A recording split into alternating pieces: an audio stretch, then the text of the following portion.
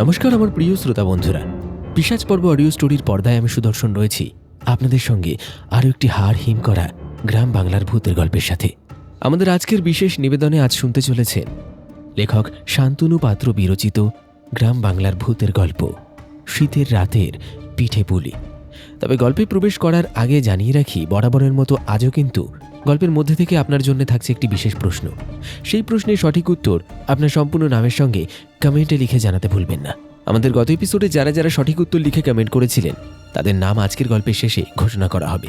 শুরু হচ্ছে শীতের রাতের পিঠে পুলি।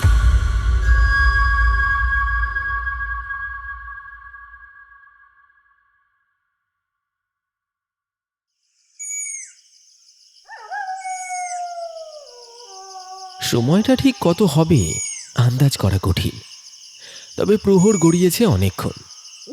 পৌষ সংক্রান্তির এই হাড় কাঁপানো শীত যেন বাঘের মতো থাবা বসিয়েছে হিজলডাঙ্গা গ্রামটার বুকে। অমাবস্যার ঘুটঘুটে অন্ধকার, তার উপর ঘন কুয়াশার চাদর। হাত বাড়ালে নিজের আঙুলটাও দেখা যায় না। গ্রামের শেষ প্রান্তে, যেখানে লোকালয় শেষ হয়ে তেপান্তরের বিশাল মাঠ শুরু হয়েছে, সেই নিঝুম অন্ধকারে দাঁড়িয়ে আছে এক জীর্ণ কুঁড়ে ঘর। ঘরের ভেতর টিমটিম করে জ্বলছে একটা মাটির প্রদীপ। তেলের অভাবে সেটাও ধুঁকছে।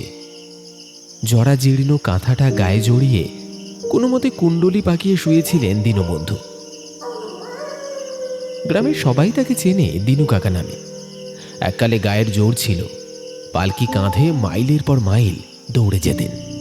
কিন্তু এখন শরীর ভেঙেছে, পিঠের চামড়া ঝুলে পড়েছে, আর বুকের ভেতরটা শূন্য হয়ে গেছে বহু আগেই। বাইরে ঝিঁঝি পোকার একঘেয়ে ডাক, আর মাঝে মাঝে শেয়ালের হুক্কা হুয়া ছাড়া কোনো শব্দ নেই। হঠাৎ সেই নিস্তব্ধতা চিড়ে দরজায় কড়া নাড়ার শব্দ হল। দিনুর তন্দ্রা ছুটে গেল। মাঝরাতে আবার কে? পাশ ফিরতেই হাড়ের জোড়ায় জোড়ায় ব্যথাটা চিনচিন করে উঠল। ওপাশ থেকে দিনুর স্ত্রী, জরাগ্রস্ত মোক্ষদা, ভয়ার্ত গলায় ফিসফিস করে বলল, ও গো, শুনছো? এত রাতে আবার কে এলো? সারা শব্দ দিও না বাপু, দিনকাল ভালো নয়। দরজায় আবার শব্দ হলো, এবার আরো জোরে, সঙ্গে একটা চেনা গলার ডাক। এই দিনু, ওরে, আরে ও দিনু, ঘরে আছিস? দিনু চিনতে পারল, এ যে মোড়ল বাড়ির গোমস্তা। অনিচ্ছা সত্ত্বেও কাঁথাটা সরিয়ে উঠে বসল সে। কাঁপতে কাঁপতে দরজা খুলতেই হু হু করে এক ঝলক কনকনে ঠান্ডা বাতাস ঘরের ভেতর ঢুকে হাড় পর্যন্ত কাঁপিয়ে দিল। লণ্ঠন হাতে দাঁড়িয়ে আছে মোড়ল বাড়ির পাইক। কি গো, এত রাতে? দিনু কাকা খোনা গলায় জানতে চাইল। পাইক ব্যস্ত গলায় বলল, আরে সর্বনাশ হয়েছে রে দিনু, এখন তোকে এক্ষুনি বেরোতে হবে। আমাদের ছোটবাবু, ওই যে শশীভূষণ মশাই, ওনাকে ময়না দিঘি পৌঁছে দিতে হবে। দিনু আকাশ থেকে পড়ল। বলো কি গো, এই শীতে? শরীরটা আমার ভালো নেই বাপু, এই বাতের ব্যথায় নড়তে পারছি নে। তাছাড়া ভোলাটাও তো কাছে নেই, ও থাকলে না হয় সাহস করতাম। ভোলার কথা মনে পড়তেই দিনুর বুকের ভেতরটা একটু মোচড় দিয়ে উঠল। গ্রামের অনাথ ছেলে ভোলা। দিনুর নিজের ছেলেপুলে নেই। অনেক বছর আগে একরত্তি মেয়েটা বিনা চিকিৎসায় জ্বরে ভুগে মারা যাওয়ার পর থেকেই ওই ভোলাই তার সব। ছেলেটা তাকে বাবার মতো ভক্তি করে। দিনু ডাকলেই লাঠি হাতে পালকি টানতে চলে আসে। কিন্তু আজ ভোলা নেই, গেছে ভিন গায়ে এক বন্ধুর আত্মীয়ের বাড়িতে। দিনু হাত জোর করে বলল, আমাকে মাফ করো বাবু, এই কুয়াশায় একা ওই তেপান্তরের মাঠ পাড়ি দেওয়া আমার কম্য নয় গো। পাইক এবার দিনুর হাত দুটো খপ করে চেপে ধরল। আরে তোর পায়ে পড়ি রে দিনু, না করিস নে। স্বয়ং মোড়ল মশাই খবর পাঠিয়েছে। খবর এসেছে মোড়ল মশাই শালা ওই শশীবাবুর মায়ের অবস্থা খুব একটা ভালো নয়। আর তিনি নাকি আর বাঁচবেন না। শেষবারের মতো ছেলেকে দেখতে চেয়েছেন, ও বাড়িতেও কেউ নেই। শশীবাবু একা এসে একেবারে মানে আটকে পড়েছে। তুই না নিয়ে গেলে ছেলেটা মায়ের মুখটাও দেখতে পারবে না রে। মা শব্দটা শুনে দিনু কাকা কেমন যেন থমকে গেল। চোখের সামনে ভেসে উঠল বহু বছর আগের এক বর্ষণ মুখর রাত। জ্বরে পুড়ছিল তার ছোট মেয়েটা। ডাক্তার ডাকার লোক ছিল না, ওষুধ কেনার পয়সা ছিল না। মেয়েটা শুধু জল চেয়েছিল, আর দিনু অসহায় হয়ে মাথায় হাত বুলিয়েছিল। সেই স্মৃতি আজও তাকে প্রতি রাতে কুড়ে কুড়ে খায়। একজন মা মৃত্যুর দুয়ারে দাঁড়িয়ে ছেলেকে ডাকছে। এই ডাক উপেক্ষা করার সাধ্য দিনুর নেই। দীর্ঘশ্বাস ফেলে দিনু বলল, দাঁড়া দাঁড়া, আমি আসছি। ভেতর থেকে মোক্ষদা ছুটে এলো। আঁচল দিয়ে দিনুর হাত চেপে ধরল। তার চোখে মুখে আতঙ্ক। তুমি যাবে? আজ যে পৌষ সংক্রান্তি, সন্ধেবেলা পিঠে খেয়েছো। এই ভরা পেটে অমাবস্যার রাতে কেউ বাইরে বেরোয়? ওনারা বলেন এত রাতে তেপান্তরের মাঠে অতৃপ্ত আত্মারা ঘুরে বেড়ায়। যেও না গো, আমার মন কুডাকছে। দিনু ম্লান হাসল। স্ত্রীর মাথায় হাত রেখে শান্ত গলায় বলল, পাগলি, গরিবের আবার বার তিথি। পেটে অন্ন না থাকলে ভূতের ভয়ও পালায়। তাছাড়া অভাবের সংসার মোড়ল মশাই নিশ্চয়ই বিমুখ করবেন না। দুটো পয়সা পেলে কটা দিন ডাল ভাত জুটবে। একটু থেমে গলা নামিয়ে বলল, আর তাছাড়াও শশীবাবুর মা মরণাপন্ন। একটা ছেলে মায়ের কাছে যেতে চাইছে, আমি কি করে না বলি বলতো? হ্যাঁ, আমার খুকি তো আর ফিরে আসবে না, কিন্তু এই ছেলেটা তো অন্তত মায়ের শেষ দেখাটা পাক। মোক্ষদা আর কথা বলতে পারল না। আঁচলে মুখ ঢেকে দরজায় বসে পড়ল। দিনু তার পুরনো চাদরটা গায়ে ভালো করে জড়িয়ে নিল। তারপর দাওয়ার এক কোণ থেকে বের করল তার বিশেষ পালকিটা। এটাকে ঠিক পালকি বলা চলে না, চাকা লাগানো বড় ডুলি। একজন বেহারাই এটাকে ঠেলে নিয়ে যেতে পারে। বাঁশ আর কাঠের ফ্রেমে তৈরি ডুলিটা বের করতে ক্যাক ক্যাক করে একটা শব্দ হলো, যেন কোনো যন্ত্রণাকাতর আর্তনাদ।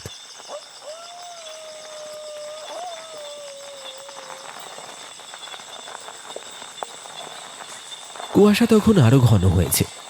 সেই আবছা অন্ধকারের বুক চিরে একা বৃদ্ধ দীনবন্ধু তার ডুলি ঠেলে গ্রামের মেঠো পথ ধরল। পেছনে পড়ে রইল তার কুঁড়ে ঘর আর শঙ্কিত স্ত্রীর দীর্ঘশ্বাস।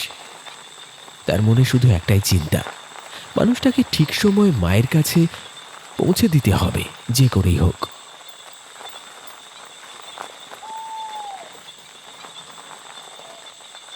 কুয়াশার চাদর ঠেলে যখন দিনু কাকা মোড়ল বাড়ির প্রকাণ্ড সদর দরজায় এসে পৌঁছল, তখন বাড়ির বাইরে থেকে গরুর গাড়ির চাকার ক্যাঁচ ক্যাঁচ শব্দ মিলিয়ে যাচ্ছে দূরে। মোড়ল মশাই চণ্ডীমণ্ডপে দাঁড়িয়ে তামাক খাচ্ছিলেন। দিনুকে দেখেই তিনি কিছুটা অপ্রস্তুত হয়ে বললেন, কিছু মনে করিস না রে দিনু, তোর আসতে বড্ড দেরি হচ্ছিল।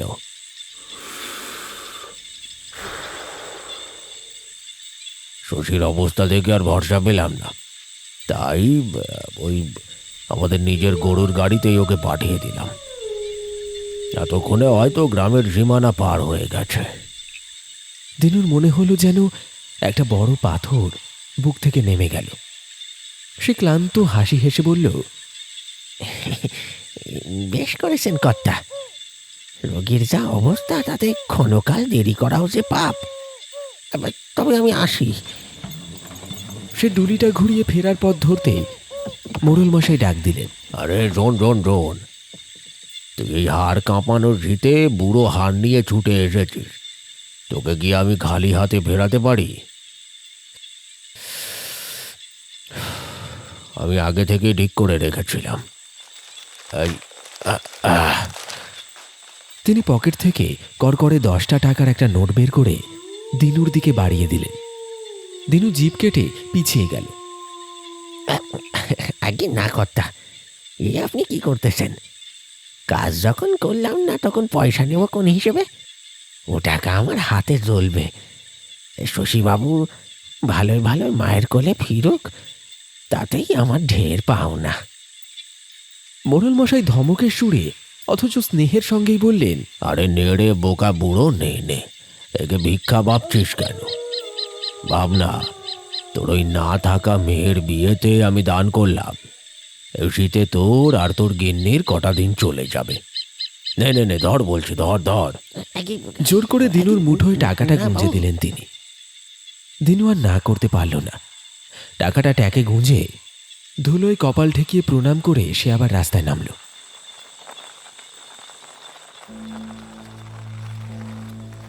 মনে মনে ভাবল, অভাবের সংসারে এই টাকাটা সাক্ষাৎ লক্ষ্মীর দান।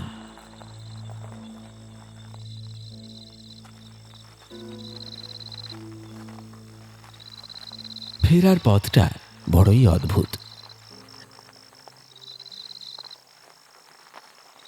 গ্রামের সীমানা ছাড়লে দুপাশে আর কোনো বসতি নেই, শুধু দিগন্ত জোড়া ফসলের ক্ষেত, যা এখন কুয়াশায় ঢেকে সাদা সমুদ্রের মতো দেখাচ্ছে। মাঝে মাঝে দুই একটা বাবলা আর শিমুল গাছ প্রেত ছায়ার মতো দাঁড়িয়ে আছে। কিছুটা পথ আসার পর রাস্তার বাঁকে এক প্রাচীন বটগাছের নিচে এসে দিনু থমকে দাঁড়াল। গাছের ঝুড়িগুলো অন্ধকারে ফাঁসির দড়ির মতো ঝুলছে, আর সেই গাছের গোড়ায় আবছা অন্ধকারে কেউ একজন বসে আছে।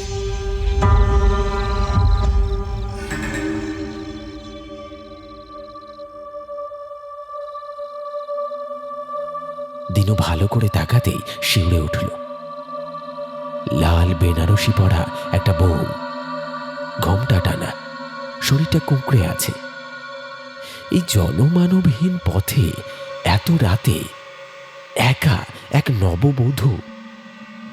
দিনু সাহস সঞ্চয় করে ডাকল, কে কে ওখানে গো মা? হ্যাঁ, এই কুদিনক্ষণে এখানে একা বসে আসো যে? বউটি ধীরে ধীরে মুখ তুলল। ঘোমটার আড়ালে তার মুখটা স্পষ্ট দেখা যায় না, কিন্তু তার কান্নার শব্দে বাতাস ভারী হয়ে উঠল। সে উঠে দাঁড়াল। পায়ে নুপুরের শব্দ হল রুঞ্ঝুন। বউটি ভাঙা গলায় অত্যন্ত করুণ সুরে বলল, বাবা গো, আমি বড় বিপদে পড়েছি। মায়াপল্লী থেকে আসছিলাম শ্বশুর বাড়ি। বড্ড গহীন জঙ্গল পার হতে গিয়ে ডাকাত পড়েছিল। পালকির বেহারা, আমার সঙ্গে থাকা দাসী, সবাইকে ওরা মেরে ফেলেছে। কেউ তো পালিয়েও গেছে। আমি শুধু কোনো মতে প্রাণটা নিয়ে দৌড়ে এসেছি। কথাগুলো বলতে বলতে মেয়েটি হাপুস নয়নে কাঁদতে লাগল। দিনুর বুকের ভেতরটা মোচড় দিয়ে উঠল। আহা, কার ঘরের লক্ষ্মী এভাবে পথের ধুলোয় গড়াগড়ি খাচ্ছে?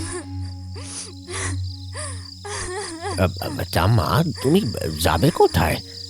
তোমার গাঁ কোন দিকে? দিনু জিজ্ঞেস করল। মেয়েটি আঙুল দিয়ে সামনের কুয়াশাচ্ছন্ন পথটা দেখিয়ে বলল,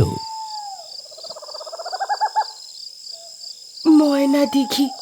এখান থেকে নাকি আর 3 মাইল পথ, কিন্তু আমার যে আর পায়ে জোর নেই বাবা। শরীরটা অবশ হয়ে আসছে। দিনু চমকে উঠল। ময়না দিঘি? শশীবাবুকেও তো ওখানেই নিয়ে যাওয়ার কথা ছিল। একেই কি বলে কপাল! যার যেখানে যাওয়ার কথা নিয়তি তাকে সেখানে টানবেই। এই অসহায় মেয়েটাকে এইরকম অন্ধকার কনকনে শীতের রাতে ফেলে সে কোন প্রাণে বাড়ি ফিরবে? দিনু দীর্ঘশ্বাস ফেলে বলল, হ্যাঁ, ওটো মা, আমার ডুলিতে ওটো। আমার শরীরটা আজ জুত নেই বটে, তবে তোমার ময়না দিকে পৌঁছে দেওয়ার সাথ দিয়ে আমার আসে। এসো এসো, উঠে এসো। বউটি কোনো কথা না বলে ধীর পায়ে এগিয়ে এসে ডুলির ভেতরে বসল। দিনু ডুলির পর্দাটা নামিয়ে দিল। তারপর সে ডুলির হাতল দুটো ধরে চাকা ঠেলতে শুরু করল। আর তখনই ঘটল অদ্ভুত ব্যাপারটা।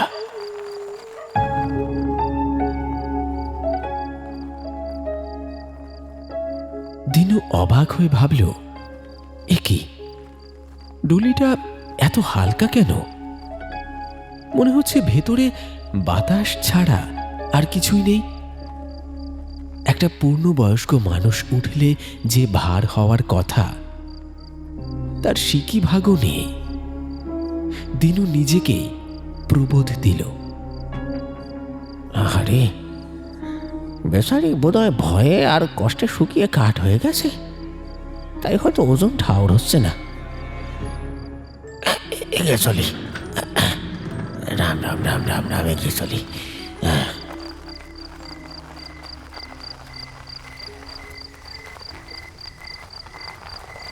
কুয়াশা এখন এতটাই ঘন যে পায়ের নিচের মাটিও দেখা যাচ্ছে না। দিনু আন্দাজে পথ চলেছে। হঠাৎ ডুলির ভেতর থেকে সেই মায়াবী কণ্ঠস্বর ভেসে এলো, বাবা, আর কত দূর? দিনুর শরীরের লোম খাড়া হয়ে গেল। এই ডাক, ঠিক এই সুরেই তো তার মরা মেয়েটা জ্বরের ঘোরে ডাকতো তাকে। মামা, জল দিবি না? দিনু চোখের কোণটা মুছে বলল,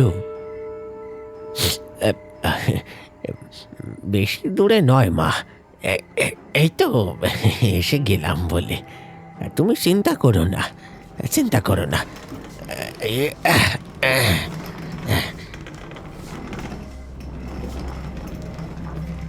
মেয়েটি নিজে নিজেই নিজের মনে আবার কথা বলে উঠল, জানো, ছোটবেলায় আমার একটা লাল পুতুল ছিল। আমি রোজ সেটাকে স্নান করাতাম, কিন্তু একদিন পুকুর ঘাটে সেটা হাত ফসকে জলে পড়ে গেল, আর ভেসে উঠল না। আমি কত খুঁজলাম, মা বকবে বলে আর বাড়ি ফিরলাম না। কিন্তু আজ মাকে ছেড়ে আমাকে ফিরে যেতে হবে আমার শ্বশুর বাড়িতে। পৌঁছতেই হবে যেভাবেই হোক। দিনু মনে মনে ভাবল, মেয়েটা কি পথ হারিয়ে প্রলাপ বকছে? হাঁটতে হাঁটতে থমকে গেল। তার মেয়েরও ঠিক এমন একটা ঘটনা ঘটেছিল। সেও একটা মাটির পুতুল হারিয়ে জ্বরের ঘোরে বিলাপ করত। এ কি কাকতালীয় নাকি মনের ভুল? কিন্তু পথ আর ফুরোয় না। দিনু রোজ এই পথে হাঁটে। হিজলডাঙ্গা থেকে ময়নাদিঘি তার নখদর্পণে, কিন্তু আজ মনে হচ্ছে এই রাস্তাটা অনন্তকাল ধরে চলছে।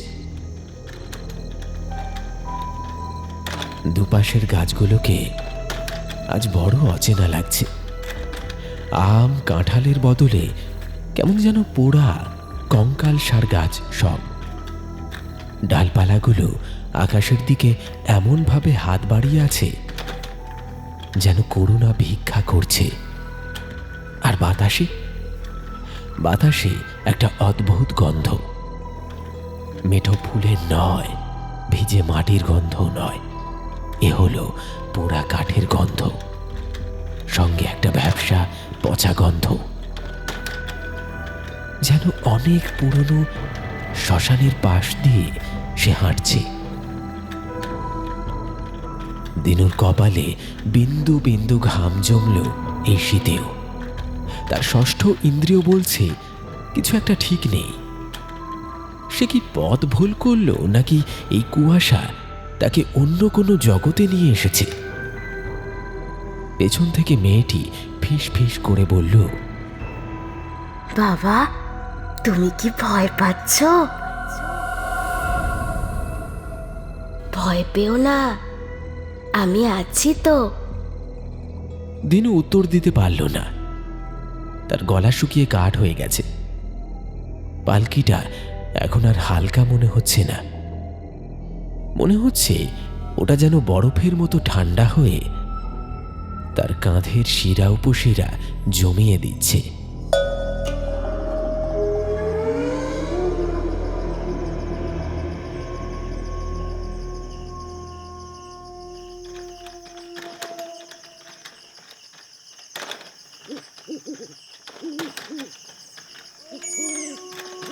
রাতের গভীরতা যত বাড়ছে, দিনুর বুকের ভেতরটা তত শুকিয়ে আসছে। এতক্ষণ যে পথটাকে চেনা মনে হচ্ছিল, এখন মনে হচ্ছে সে এক অচেনা প্রেতপুরীর মধ্যে দিয়ে হাঁটছে। হঠাৎ ডুলির ভেতর থেকে একটা অদ্ভুত শব্দ কানে এলো দিনুর। খটখট খটখট, যেন যেন শুকনো হাড়ের সঙ্গে হাড়ের ধাক্কা লাগছে। কাঠের গায়ে শক্ত কিছু আছড়ে পড়ার শব্দ। দিনু থমকে দাঁড়ালো। ভেতরে তো জ্যান্ত মানুষ বসে আছে, তবে এমন এমন অদ্ভুত শব্দ কেন? সে কি ভুল শুনল? দিনু আবার হাঁটতে শুরু করলো, কিন্তু শব্দটা থামল না। ওদিকে লণ্ঠনের তেল ফুরিয়ে আসছে, সলতেটা দপদপ করছে। সেই মৃত্যুন্মুখ আলোয় দিনু দেখল রাস্তার দুপাশের গাছগুলো যেন স্থির নেই। কুয়াশার আস্তরণ ভেদ করে বাবলা গাছের ডালগুলো নড়ছে, যেন কতগুলো হাড়সার হাত তাকে ছোঁয়ার জন্য এগিয়ে আসছে। বাতাসের তোড় নেই, তবুও গাছের পাতাগুলো ফিস ফিস করে কথা বলছে নিজেদের মধ্যে। সবচেয়ে হাড়হিম করা দৃশ্যটা চোখে পড়ল কাজলা দিঘির পাড়ে এসে। একটা বিশাল তাল গাছ একা দাঁড়িয়ে আছে অন্ধকারে পাহারাদারের মতো। দিনু পাশ কাটানোর সময় আর চোখে দেখল তাল গাছটা ঠিক পেছনে আবছা অন্ধকারে অস্বাভাবিক লম্বা একটা ছায়ামূর্তি। মানুষ না পিশাচ বোঝা দায়। সে যেন শরীরটা বাঁকিয়ে তালগাছের আড়াল থেকে উঁকি মারছে। দিনু ভয়ে চোখ মুজে ফেলল। রাম রাম রাম রাম রাম রাম রাম রাম রাম রাম রাম। সে রাম নাম জপ করতে করতে পায়ের গতি বাড়ালো। বুঝতে বাকি রইল না সে সাধারণ কোনো যাত্রীকে নিয়ে যাচ্ছে না। সে আজ জেনে শুনে মৃত্যু কূপের দিকে পা বাড়িয়েছে। পুরো রাস্তায় দিনু আর একটিও কথা বলল না। মেয়েটিও নিশ্চুপ। শুধু মাঝে মাঝে সেই হাড়ের খটখট শব্দ আর বাতাসের দীর্ঘশ্বাস।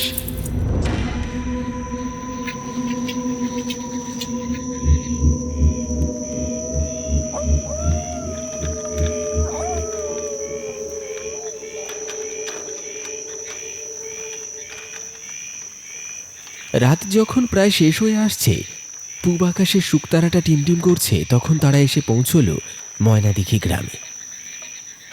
ঘড়িতে হয়তো এখন ভোর 3টে। দিনুর বৃদ্ধ শরীর আর চলছে না, হাঁটু কাঁপছে। সারা পথে কয়েকবার জিরিয়ে জিরিয়ে তাকে আসতে হয়েছে।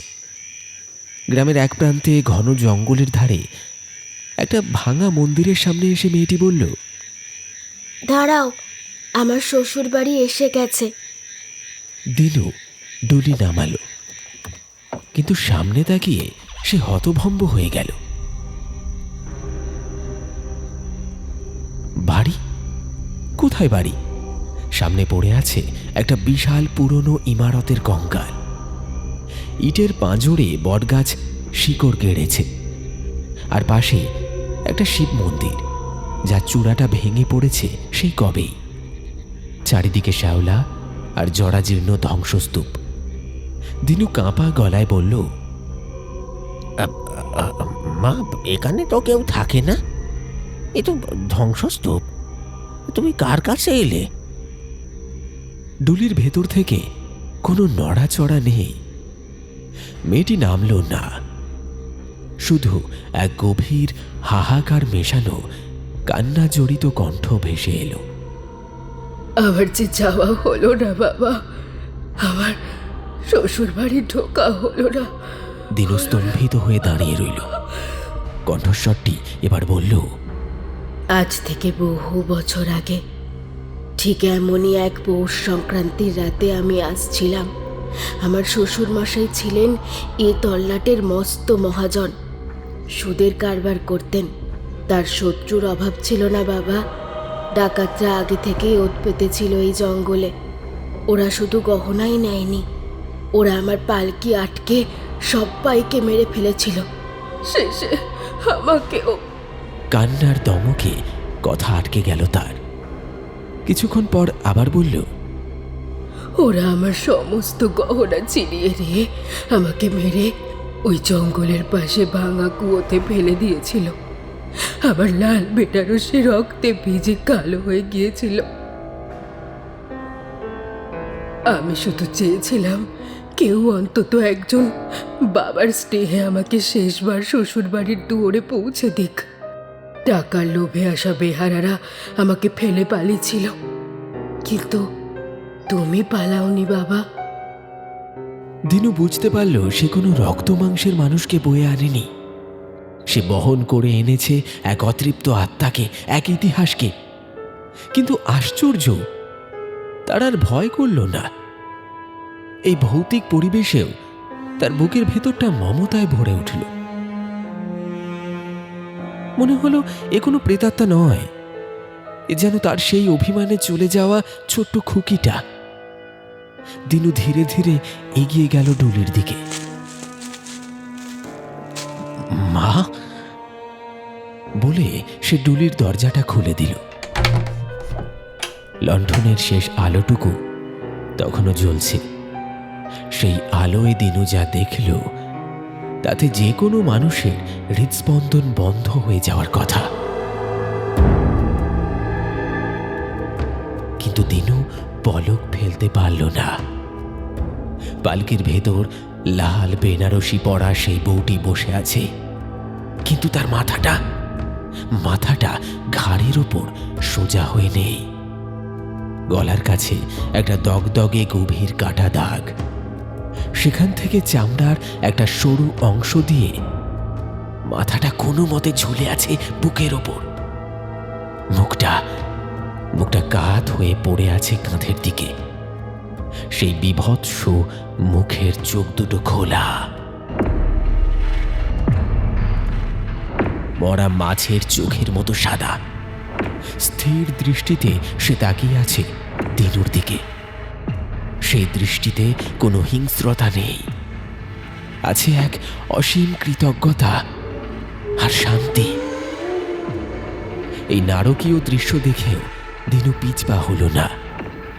এক মুহূর্তের জন্য সেই ঝুলন্ত মুন্ডুর বিভৎসতা ছাপিয়ে তার মনে হলো এ তো তার মেয়ে। বিনা চিকিৎসায় ধুকে ধুকে মরা তার মেয়ের মুখটা তো শেষ সময় এমনই ফ্যাকাশে হয়ে গিয়েছিল। সেই বিভীষিকাময় নারী মূর্তি তার ঝুলে থাকা ঘাটটা এক হাতে ধরে সামান্য সোজা করার চেষ্টা করল, যেন ঘাড় নেড়ে সম্মতি জানালো। তারপর অদ্ভুত এক ফিসফিসানি শোনা গেল। ধন্যবাদ বাবা, অনেক ধন্যবাদ। চোখের পলকে বাতাসের সঙ্গে মিলিয়ে যাওয়ার মতো করে সেই ছায়ামূর্তি অদৃশ্য হয়ে গেল। ডুলির ভেতরটা একদম শূন্য, কোথাও কেউ নেই। শুধু ডুলির মেঝেতে পড়ে রইল এক টুকরো পুরনো জীর্ণ লাল বেনারসি শাড়ির অংশ।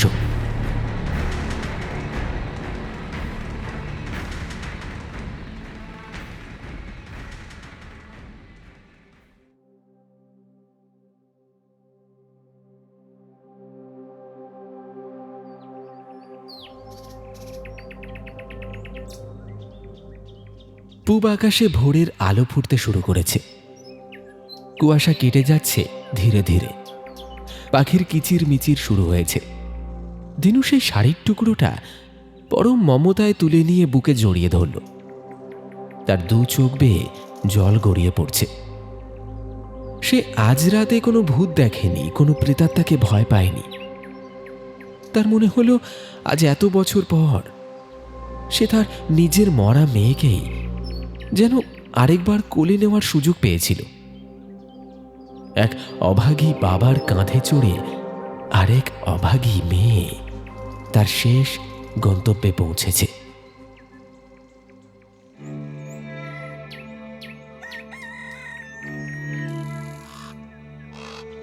ভোরের নরম আলোয় বৃদ্ধ দীনবন্ধু বসে রইল সেই ভাঙা মন্দিরের চাতালে।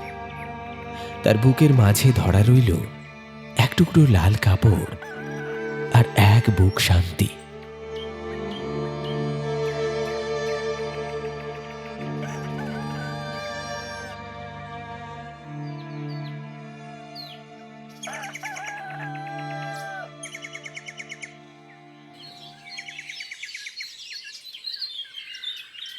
ভোরের কুয়াশা কেটে গিয়ে হিজলডাঙ্গার বুকে তখন কচি সোনালি রোদের আলো এসে পড়েছে। পাখিদের কলকাকলিতে চারপাশ মুখরিত। গ্রামের মেঠো পথ ধরে ধীর পায়ে হেঁটে ফিরছে দিনু। তার শরীর ক্লান্ত, চোখে এক রাত্রি ঘুম নেই, কিন্তু অদ্ভুত এক প্রশান্তিতে তার মুখমণ্ডল উজ্জ্বল হয়ে আছে। বাড়ির উঠোনে পা দিতেই দিনু দেখল তার স্ত্রী মোক্ষদা দাওয়া ধরে দাঁড়িয়ে আছে। সারা রাত যে সে এক মুহূর্তের জন্যেও চোখের পাতা এক করেনি, তা তার কোটরগত চোখ আর উৎকণ্ঠাময় চাউনি দেখলেই বোঝা যায়। দিনুকে দেখা মাত্রই বৃদ্ধা যেন ধরফড়িয়ে উঠল। কাঁপতে কাঁপতে এগিয়ে এলো সে। ও গো, তুমি ফিরলে? সারাটা রাত আমি যে কি জমে মানুষে টানাটানি করে কাটিয়েছি তা শুধু আমার অন্তর্যামী জানেন। মোক্ষদার গলার স্বরে অভিমান আর ভয়ের মিশেল। একে তো পৌষ সংক্রান্তির রাত, তার উপর তুমি পিঠে খেয়ে ভর পেটে অমন নিঝুম রাতে বেরোলে। আমি কতবার বারণ করলাম, ওগো যেও না, পিঠে খেয়ে এই রাতে বেরোতে নেই। আমার মন যে কি কুডাক ডাকছিল সারাটাক্ষণ। দিনু কাকা দাওয়ায় উঠে বসে গামছা দিয়ে মুখের ঘাম মুছল। তারপর স্ত্রীর দিকে তাকিয়ে এক ম্লান হাসি হাসল, যে হাসিতে কোনো ক্লান্তি নেই, আছে এক অদ্ভুত তৃপ্তি। সে শান্ত গলায় বলল, থামো তো গিন্নি, মিশে মিশে ভয় পাও তুমি। বরং আমি বলি কি, ভাগ্যিস কাল রাতে তুমি আমায় যত্ন করে পিঠেগুলো বানিয়ে দিয়েছিলে, খাইয়েছিলে, তাই তো গায়ে জোর পেলুম, আর অত বড় কাজটা উদ্ধার করতে পারলুম। মোক্ষদা অবাক হয়ে তাকাল। স্বামীর এই হেঁয়ালিপানা তার মাথায় ঢুকল না। সে ফ্যাল ফ্যাল করে তাকিয়ে রইল। দিনু দীর্ঘ নিঃশ্বাস ফেলে আকাশের দিকে তাকাল। ভোরের আলোয় তার মনে হলো কাল রাতের সেই বিভীষিকা আসলে বিভীষিকা নয়, ছিল এক পবিত্র দায়বদ্ধতা। সে মোক্ষদার হাতটা আলতো করে ধরে বলল, গিন্নি, তোমরা গ্রামের মেয়েরা যা বলো তা মিথ্যে নয় গো। সত্যি পৌষ সংক্রান্তির রাতে পিঠে খেয়ে বেরোলে অপদেবতার দেখা পাওয়া যায়, আর আমি তা কাল রাতে হাড়ে হাড়ে টের পেয়েছি। মোক্ষদার মুখ ভয়ে শুকিয়ে গেল। ও মা, সে কি গো, তুমি তুমি কিছু দেখেছো? দিনু মাথা নাড়ল। দেখেছি গিন্নি, দেখেছি। তবে কাল রাতে যদি না বেরোতাম আর যদি সেই ভূত না দেখতাম, তবে জীবনে অনেক বড় একটা পাওনা থেকে বঞ্চিত হতাম। কাল আমি আমার মরা খুকিকে যেন আরেকবার কোলে পিঠে করার সুযোগ পেলাম। থাক সেসব কথা, তুমি বুঝবে না। মোক্ষদা স্বামীর কথার আগাগোড়া কিছুই বুঝতে পারল না।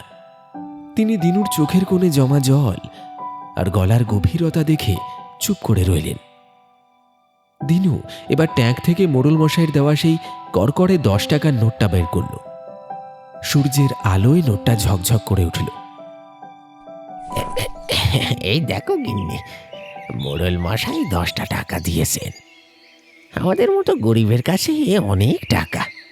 আর তুমি উনুন ধরাও, আমি এক্ষুনি বাজারে যাচ্ছি।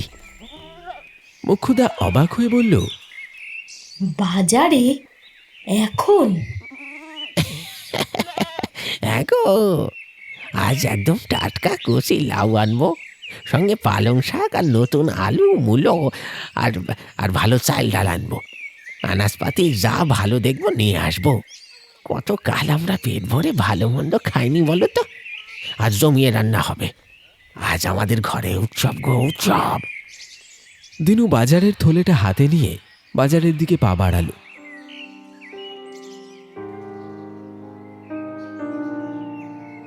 তার চালচলনে আজ আর বার্ধক্যের জড়তা নেই, আছে এক নতুন উদ্যম। মোক্ষদা দাওয়ায় দাঁড়িয়ে স্বামীর যাওয়ার পথের দিকে তাকিয়ে রইল। সে জানে না কাল রাতে ঠিক কি ঘটেছে, কেন তার স্বামী ভূত দেখার পরেও এত খুশি। কিন্তু বহুদিন পর স্বামীর মুখে এই অনাবিল হাসি দেখে তার বুকের ভেতরকার সব ভয় নিমেষে উবে গেল। অভাবের সংসারেও যেন এক ঝলক সুখের বাতাস বয়ে গেল। ভোরের রোদে মোক্ষদার মুখেও এক চিলতে হাসি ফুটে উঠল। সে বিড় বিড় করে বলল, পাগল মানুষ একটা।